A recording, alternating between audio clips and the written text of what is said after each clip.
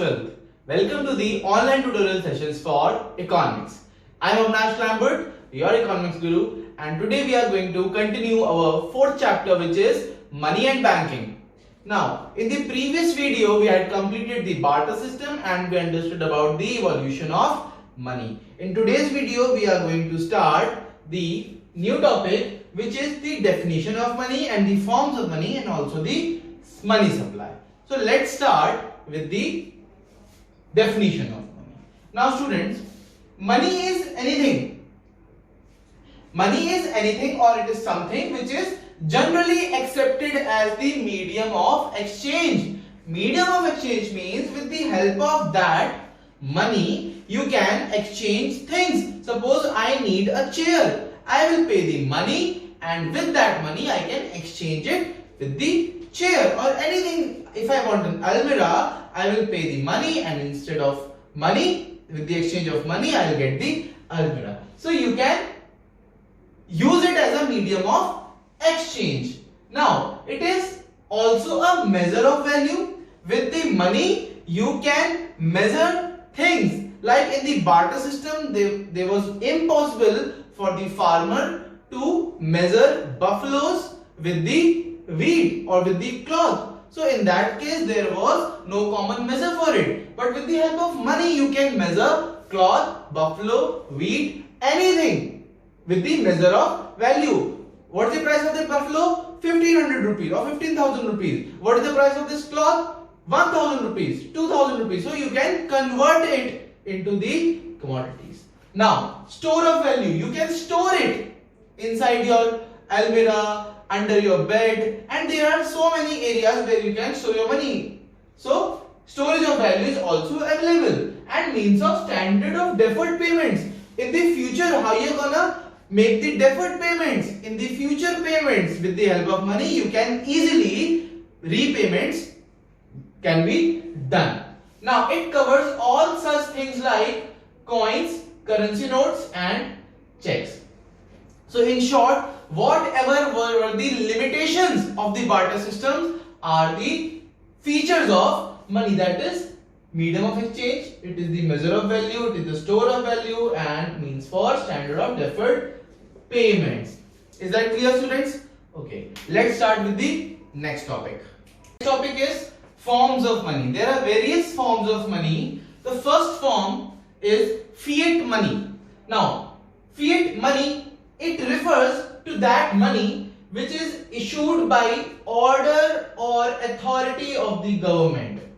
Whatever central government is ordering its public to accept it as a money, like demonetization. Under that, new 2000 rupees note and 500 notes were issued by the central authority, that is the government of that country. It includes all the notes and coins. People are legally bound to use it for exchange. Under the demonetization, we were legally bound to use the new 2000 note and the new 500 notes.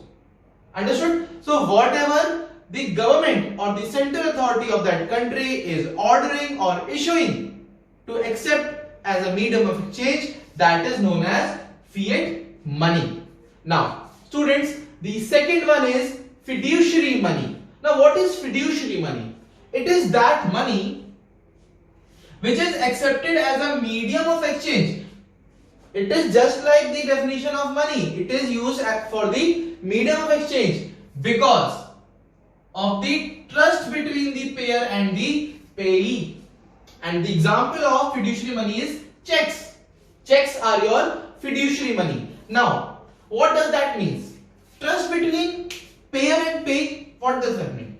See, you don't give checks to every person.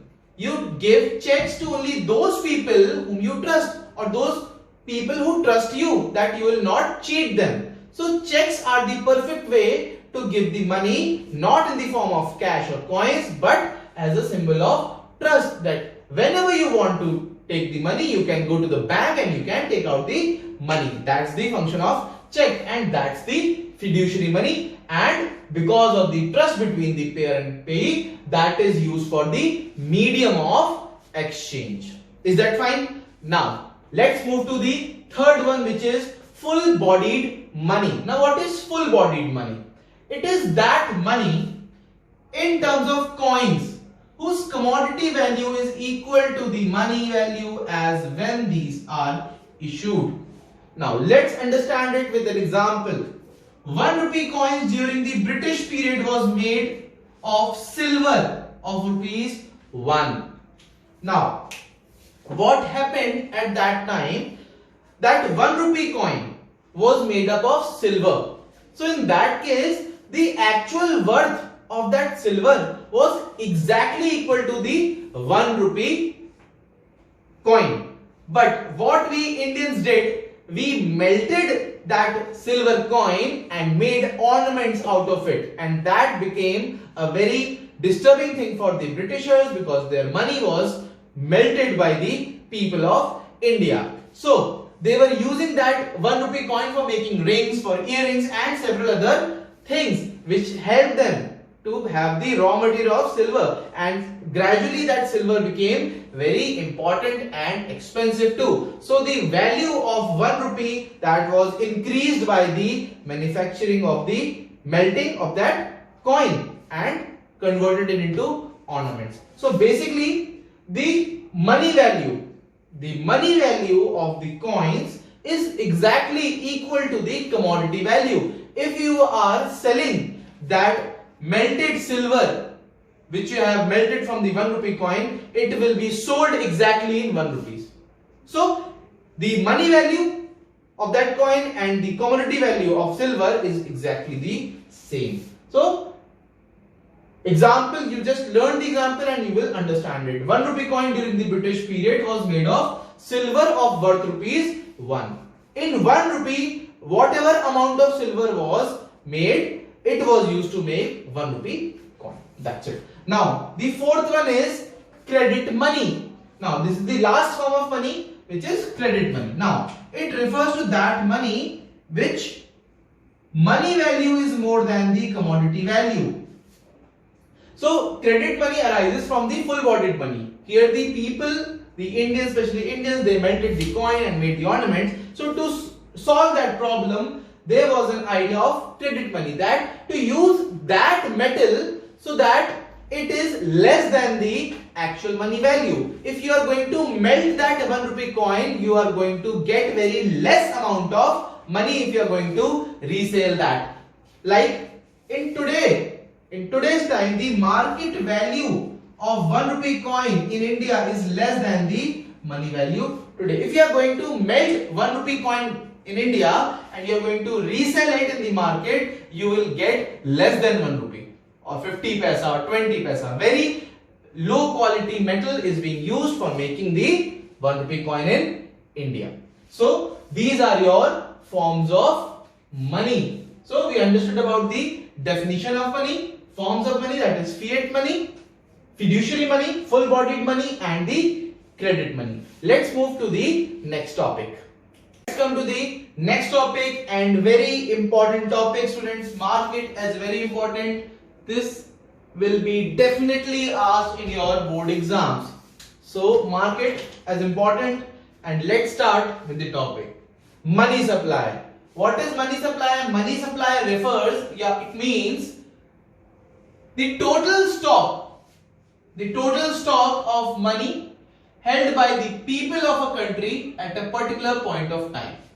So first of all, what is money supply? Money supply is a stock concept.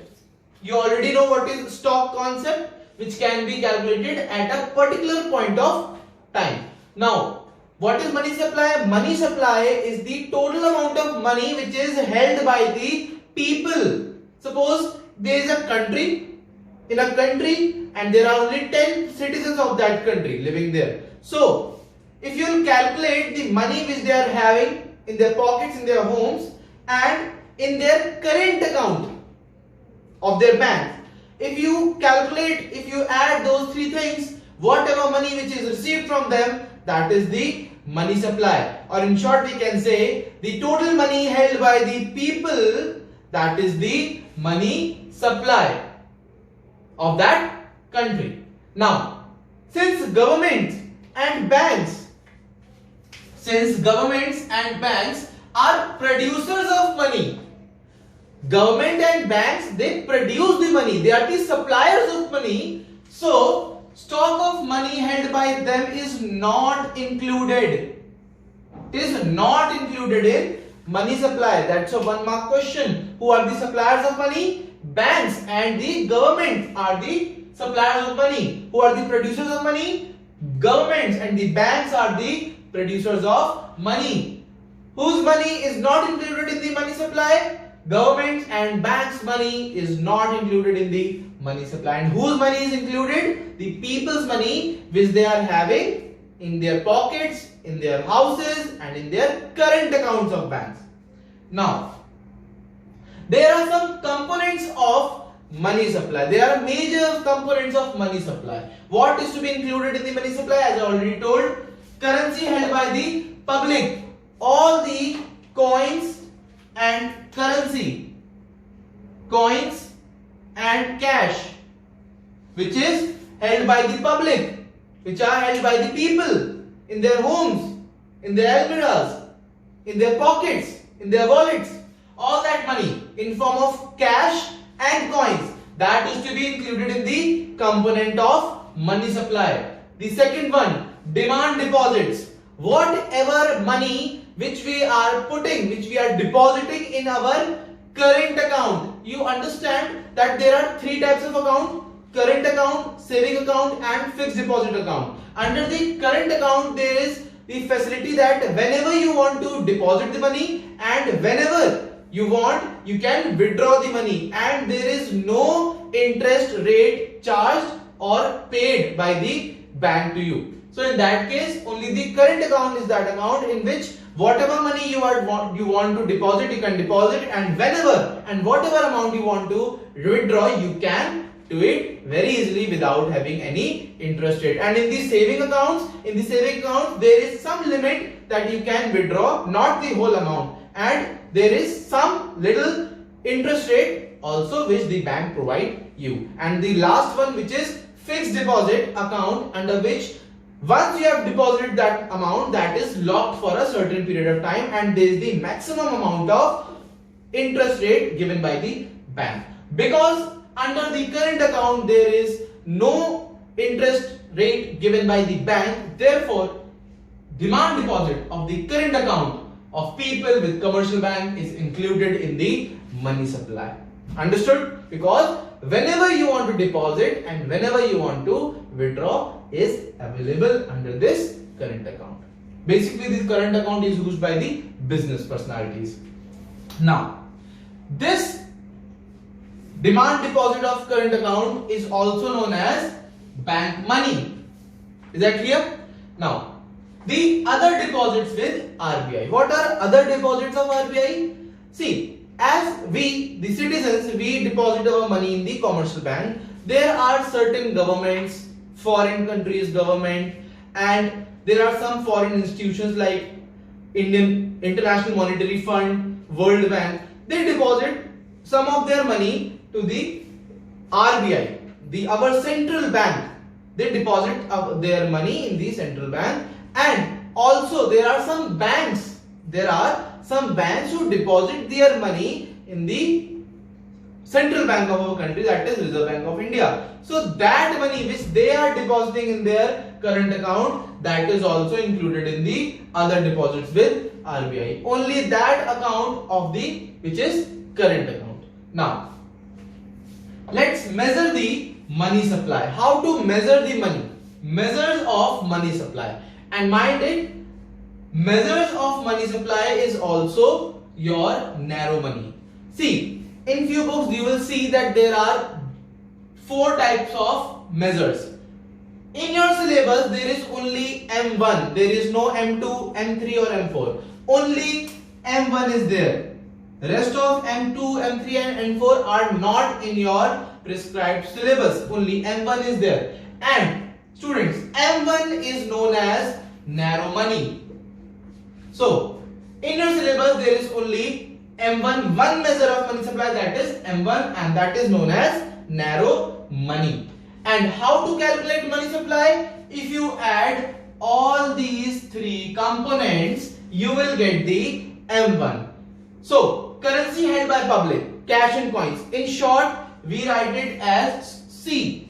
So M1 is equal to C plus the demand deposits of the current account, DD. We write it in short as DD, and the other deposits of RBI, it is written in short as OD. So if you add C plus GD plus OD, these are the components of money supply. So in the board exams, if the question arises, what are the components of money supply, then you will write currency or coins and demand deposits of current account of people with commercial bank or other deposits of RBI. In this year's board exam in 2019-2020, there was one question as fill in the blanks. What are the two components? Write the two components of money supply. So C and DD or OD. You have to write this. You don't have to mention M1. You have to write the components, that is cash and coins, cash and currency, the demand deposits of current account of the people with commercial bank, and the other deposits of RBI. So I hope it is very clear. So what is DD? DD are those deposits which can be in cash by issuing check at any time. Demand deposits are basically those deposits which we can in cash anytime. We can withdraw anytime just by issuing a check. What is C? C is the legal tender money which is being authorized or ordered by the central government. It is also known as fiat money, that is cash, coins, papers. And what is OD? OD means demand deposits of foreign banks. Demand deposits of foreign banks or governments of other country or world institutions like IMF, that is International Monetary Fund, and there are certain other banks also, that is NABARD or any other bank, Punjab National Bank. There are certain banks which can use RBI as their demand deposit. Now, this was the whole topic. We have covered definitions of money, forms of money, and the money supply. So I want you all to take a clear screenshot of this board so that you can complete your notes. Take a neat and clean screenshot. Pause this video, take a screenshot. Fine. I think you all have taken the screenshot. So students, that's all for today, and you have completed a major portion of money and banking. So from the next video, we will focus on the banking part of this chapter. Stay safe, stay home. See you soon.